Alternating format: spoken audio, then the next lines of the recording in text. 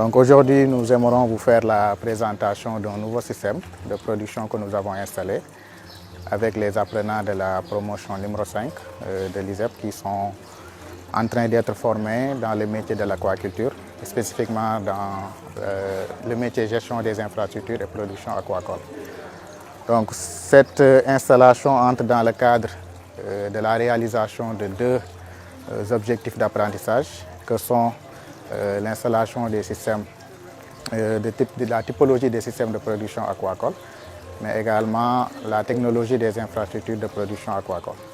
Donc c'est dans le déroulement de ces deux modules que nous avons eu à installer le système aquaponique que vous avez devant vous, qui est un système combinant la production de poissons, la pisciculture, mais également la production végétale, qui est une production qui vient former un circuit fermé. Alors, qu'est-ce que c'est que l'aquaponie? L'aquaponie, c'est une combinaison de cultures qui associe la pisciculture de manière générale avec une production végétale, une production horticole, dans un circuit fermé. L'objectif de monter un système aquaponique, en premier lieu, c'est de permettre de pouvoir bien gérer l'utilisation de l'eau de manière rationnelle, parce que le système que vous voyez là, c'est un circuit fermé.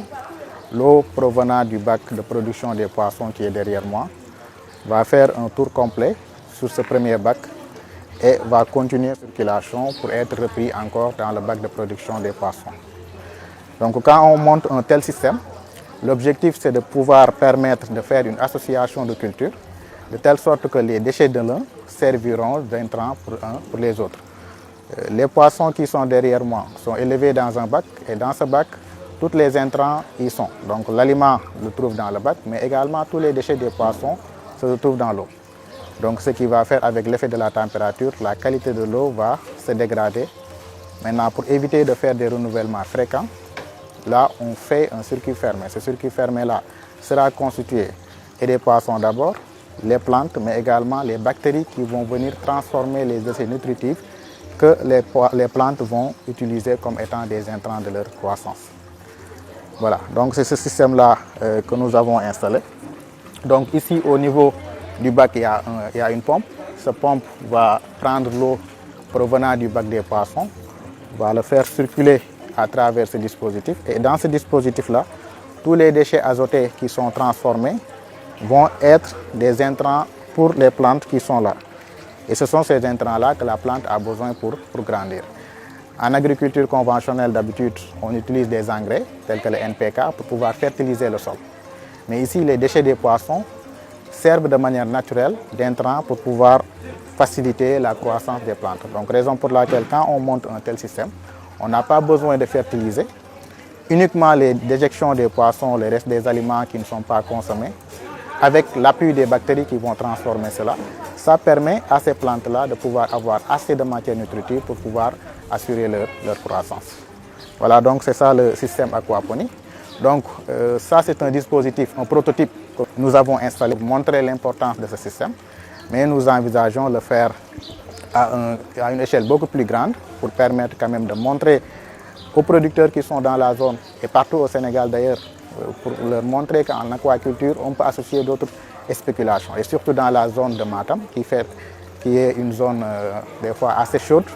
Donc là, nous aimerons le faire sur toute l'année, avec les fluctuations de la température, pour voir quelle spéculation peut fonctionner avec l'association de la pisciculture dans la zone où la température des fois fait que à certaines périodes de l'année, c'est un peu difficile de trouver des produits horticoles. Surtout par exemple la laitue que nous envisageons aussi de produire.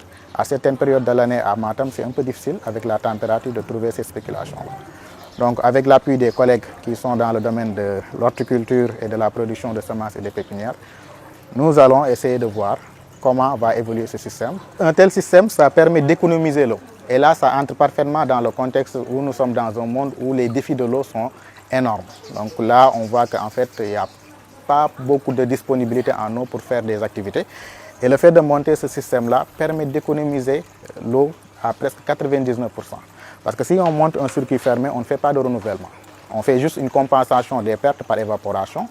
Mais le circuit, en tant que tel, on va le laisser. On peut utiliser la même eau pour un cycle complet de production. Ça peut faire 3 à 4 mois où on ne change pas l'eau. Alors, le pourquoi on ne change pas l'eau, c'est parce que les déchets des poissons ce sont ces déchets-là qui vont servir d'intrants pour les plantes. Donc si on change l'eau, on va diluer ces intrants-là, ce qui fait que les plantes auront moins de matière nutritive pour leur croissance. Voilà. Et si le circuit marche bien, alors une chose que je dois expliquer aussi, que quand on fait un système aquaponique, c'est la combinaison de 3 éléments. Comme je l'ai dit au début, les poissons, les plantes, mais également les bactéries. Donc là, il faut avoir un filtre biologique avec des bactéries à l'appui, et ce sont ces bactéries-là qui nous permettront de pouvoir transformer les déchets azotés en éléments nutritifs pour les plantes. Donc l'équilibre doit être respecté. Voilà, donc c'est ça un peu le défi au début, de pouvoir mesurer les paramètres physico-chimiques. Donc on le fait chaque jour.